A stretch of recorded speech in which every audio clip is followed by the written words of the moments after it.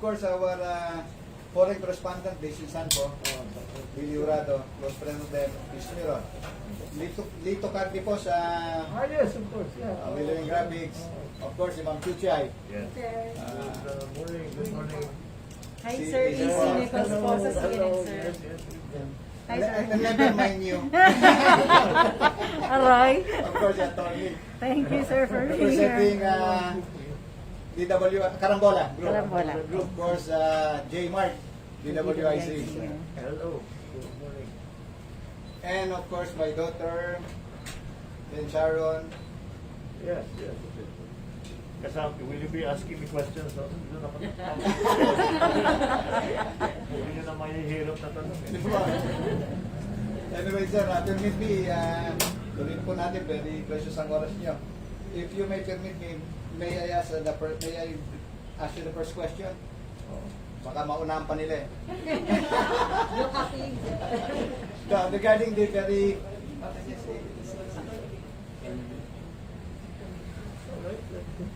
Anyway, sir, how about this?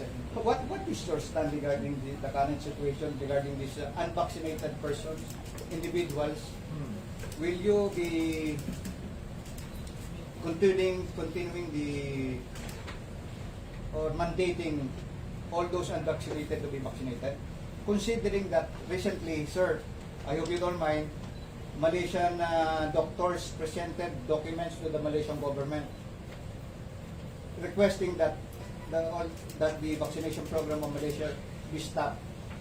And I think last Friday, I just read it, CDC, America, na natural immunity is more okay than being vaccinated. Well, ang balita ko is yung Omicron, I think the immunity does a better job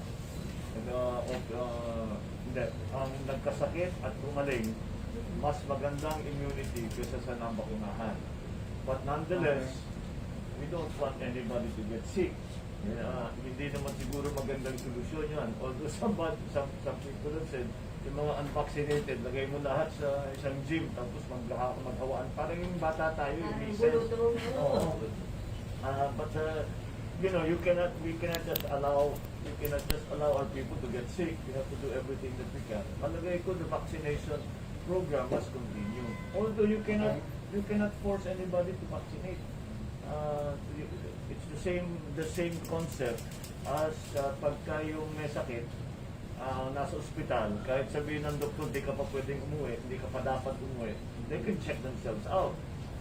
So in like fashion, you cannot force anyone to be vaccinated, but we still need to acquire the what they call the herd immunity. And since the last number that I saw was 54 million Filipinos have been vaccinated, but that's less than maybe for the target demographic, that is still around 60%. So they talk about 70-75%. There is a hope that if the Omicron will provide the immunity, baka umabot na tayo dun sa herd immunity. But look at the advantages of being vaccinated. In other countries, like in the UK, in Europe, in Spain, in Italy, and I've spoken to friends of mine who live there, mga Pinoy, sinasabi nila, doon, kahit na ma-positive ka sa Omicron, hindi nila pinapansin. They don't wear masks, they go to work, wala na. And they say, kung nilagdating ka, di mag-paracetamol ka. Kundi, hindi mo na kaya, just stay home and magpagaling ka. And that's because they have 95% vaccination. So that would be a good place to be, I think, for the Philippines. So the vaccination still has its place. It's a little bit parang very bitter pill to swallow. Yung sasabihin natin na may amo sila magkasakit, hindi naman natin pwedeng gawin yun. So tuloy pa rin natin yung Just a follow-up lang po. Will the no vax, no right continue? In your Ako, in principle, I agree. Yes. Because kung talagang ayaw magpa-vaccinate yung tao, Hindi mo nga mapipilit. Pero you have to think of the safety ng mga kasama niya doon sa public transport. So, the no vax, no right, in principle, it's okay. In practice, it doesn't work. Ilang araw na tayo ng no vax, no right, pati pulis, hindi alam kung ano yung dokumento na hanapin. Yung conductor, ang gulo-gulo. It doesn't really work. So, I don't know what we have to come up with something different. Maybe, I was thinking, maybe it will be like there's some parts of the world, yung trend, pambabae lang. Kasi, di ba, meron silang, minumolesta sila dun sa mga trend na ano. So, puro babae lang. So, bakit gawin natin? Kung talaga ayaw yung papapaksinate, kung mag-volunteer yung driver, yung conductor, o yun po yung lahat ng hindi magpapaksinate, dito na kayo. Dito na kayo sa bus na ito. Para hindi naman mapigil yung trabaho nila. Because right now, to a Filipino, work is more important than COVID. Because sasabihin nga nila, ang dami, how many times you members of the press, I'm sure you've heard this many times, na sinasabihan ng tao, huwag kayong lalabas, huwag kayong mag-iingat kayo. Hindi na baling magkasakit, basta't makatrabaho ako ng konti, wala na ako ipakain wala na akong pambayad So whatever, hindi na bali, I'll take the risk. So we are at that point, so we cannot, hindi na tayo pwedeng mag-lockdown, hindi na natin pwedeng pigilan. We have to get people back to work.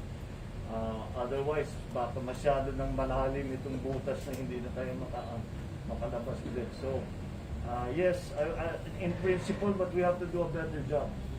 Because I see the reports. Ang gulo-gulo because the required documentation, nakita nyo ba yung listahan ng dokumento na kailangan i-present para sumakay ka ng bus? Hindi naman pati yung driver, yung conductor, hindi naman sila trained sa ganyan At saka hindi maliwanag ang instruction sa atin kung ano yung mga dokumentong dapat ipakita pabago-bago. And it's also very hard, even for the vaccinated, to know that we have to carry this document, this vaccination card, this negative result, kung ano-anong hinahanap. So, and then the exemptions. The exemptions are the ones that are making it difficult. Because now you have to show that you're an essential worker, that you're maybe... Marami, it's too complicated. It doesn't work on the ground. You have to find something else. Ano po mensahe niyo kay Atty. Acosta? Well, I think that but we are in an emergency situation. So tama rin si Persida that she's saying that na hindi that we should not how do you say, we should not show a prejudice against a certain group of people. And I think that her concern is correct. But there is also the issue of public safety. These are the balances that the COVID has brought into our lives. That we have to, a rock and a hard place lagi tayo We've always been between a rock and a hard place. We have to make those, and I think we just have to look at the present situation, what the vaccination rates have been, what is the infection rate, what are the actual effects of Omicron? Are they severe? May namamatay ba? We were all hoping that itong Omicron, wala namang namamatay. Baka okay lang magkasakit para magka-immunity na. Pero meron na rin namamatay. So, I don't know. Is this as they say in the military, acceptable rate of casualty for us? Again, these are the kind of bitter and difficult decisions that COVID has brought into our lives. So those assessments will have to be made by the doctors, will have to be made by our best research based on the best science that we can find, and the situation at that time. Is the spread rapid? Is it like they say in NCR is coming down? It's slowly decreasing. So we have to adjust. We have to adjust all the time, and we have to base it always on our best information on what is going on out in the field, out in the public domain kung ano ba talaga nangyayari. Is it getting worse? Is it getting better? What is it that we can do? Itong mga, kaya nga yung no vax, no right, is it practical for one? It's hard to enforce. So these are the difficult decisions we continuously have to make. We are making those changes almost every day now. So yes, yeah, that's my view on this difficult situation. Alam ko namin, Mr. President, this is your first major problem you'll be encountering once you're in the position. Next question, please. Okay, Mr. Chay. Sir, binanggit mo na, we have to get people back to work kasi sabi nyo, hindi Yes. natin alam. Masyadong lumalalim na yung balon. Yeah. Yeah. One of the forced realities, one of the realities forced on us by the pandemic is that we have had to fund our pandemic response with a lot of loans. So some experts are saying there's a big debt bump after the Duterte administration. In your case, how do you plan to handle this? What sort of fiscal management strategy are you? Well, let's look first at our actual situation. If we look at as a percentage of GDP, we're running our borrowings are running at about 50 plus percent, 60% more or less. And if you compare this with other countries, we're actually doing a much better job than they are, because I know of other countries that are approaching 100. I know of one African country that is at 120%. But that doesn't change the situation that you have such a lot of borrowings here. What we will have to do is essentially none of this can be solved until we get people back to work, until we revitalize the economy, and that's why it has to be very much a targeted in terms of public investment. I do not think that if we continue to just allow the free market to decide how we go, I don't think that that's going to be workable. That will not improve our debt position. What we really have to do is to target certain areas of the economy, certain sectors of the economy, and the public. We have to put in public investment into that. Now we are already in debt. So how do we arrange funding for that? And I believe the partnership between private and public sector is going to be critical. That's actually one of the best solutions that we have. A good partnership between, especially the capital-intensive businesses, the investments, not only local, not only foreign. We always talk about foreign, may local din. Oh, we have to look at the local for now to begin with. Maybe pagka medyo the global economy starts to open up, then we can go back to those partners in the economic partners that we've had to give us assistance. And I think that that will be available, that might be available, although everybody else is in a similar situation as we are. So the private maybe the private savings and investment that from other countries, if they're in a better position, they can help fund the public part, PPPs. The trouble with a very close relationship between an interventionist economic policy and a close partnership with the private sector is sometimes ang naiipit is the labor segment. So we have to watch out for that. Na hindi naman maiwanan ng labor segment where inflation, there's no cost of living adjustment. We have to look out for that.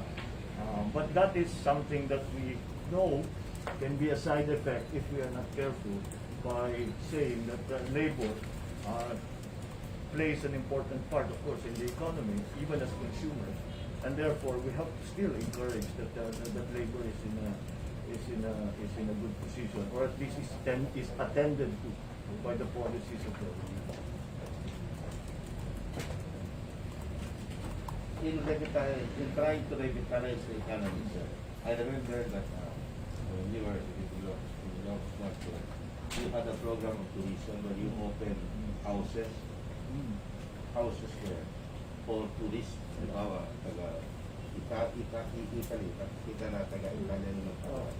And consistent with that, I also ask, how do you intend to solve the energy insufficiency problem that you have? And I understand you have the wind farm in, Yes. how do you intend to come up with these two big projects that could possibly revitalize the country? The two are being energy and Tourism. well, tourism is one of the things that I think in the immediate, in the short term, let's say, is something that we can encourage because we have a very ganda-ganda ng Pilipinas, and Filipinos are very hospitable and gracious, and mahal tayo ng buong mundo, so people will want to come. So I think tourism is one of those. I said we have to have a targeted investment approach for public investment, and I think tourism is going to be one of those areas that immediately, because if you notice, remember, nung medyo gumagaang na yung COVID, medyo bumababa na, at nagbukas na yung mga tourism areas, nagpuntahan kagad ng tao, nagdagsaan kagad ng tao. So the domestic tourism can take the load until foreign travel or international travel can become more rationalized, can go back to the levels, pre-COVID levels. So it is, for me, it's an important short-term, not short-term, but immediate solution. It will go into the long term because it's a good industry, it's an important industry for us. So, but now what we have to do now, just if we're going to talk about international tourism, ang airport natin, hanggang 6.5 million a year lang talaga yung the capacity to receive international travelers. So it's time to look at, again, we go back to infra. Look at the airports around in those places that have tourism destinations. Look at the infrastructure. Simple things like the road going back and forth, the lighting, yun ang mga na-experience namin sa Ilocos was these are just simple things that we need to put in place. But they are not difficult. So let's already start, siguro by now, on infra development on the areas that we feel are going to be important for the tourism industry. And one of the most unfortunate recent developments was Odette. Ang dinaanan ng Odette, lahat ng tourism areas and this was going to be the coming out Christmas for the tourism industry. Siargao was completely fully booked. Bohol was completely fully booked. Palawan completely fully booked. Tapos ito Cebu. Tapos doon na nitong Odette. So we have to come back from that. Wala tayong magagawa. Nangyari. So tourism is definitely going to be a very important part of that. Now, as to the second sector, the energy sector, that is a much more complicated situation.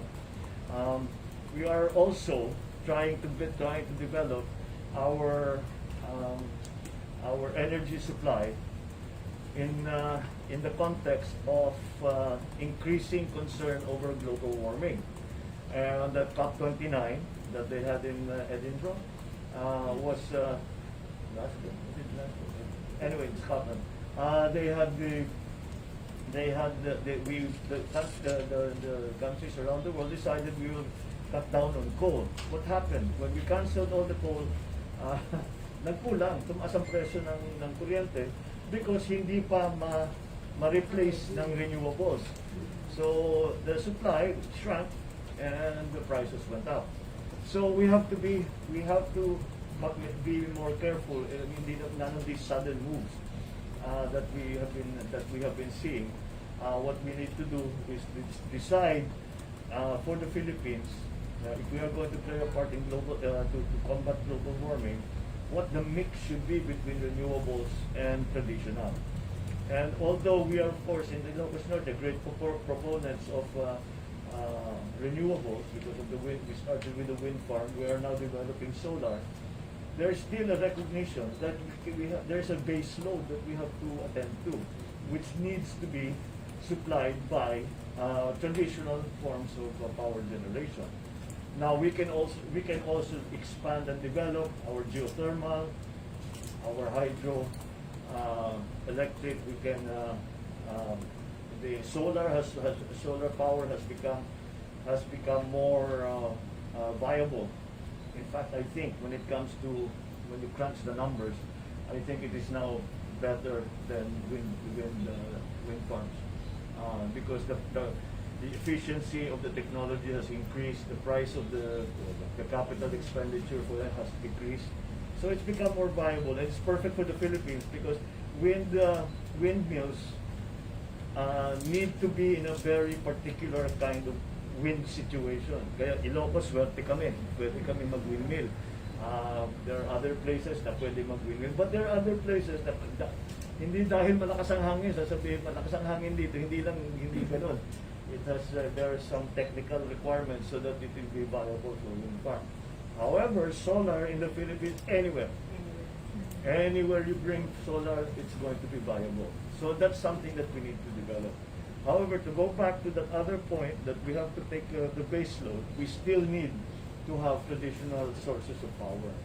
And of course, the oil-fired, coal-fired, binabawas pa rin natin, but there are new technologies actually that I've been to China, and I've been to a coal-fired power plant. It was 200 yards from a school, and there was no pollution on those. So baka pwede nating i-adapt yun. But we still have to continuously look at oil-fired and that very pinag-uusapan nuclear.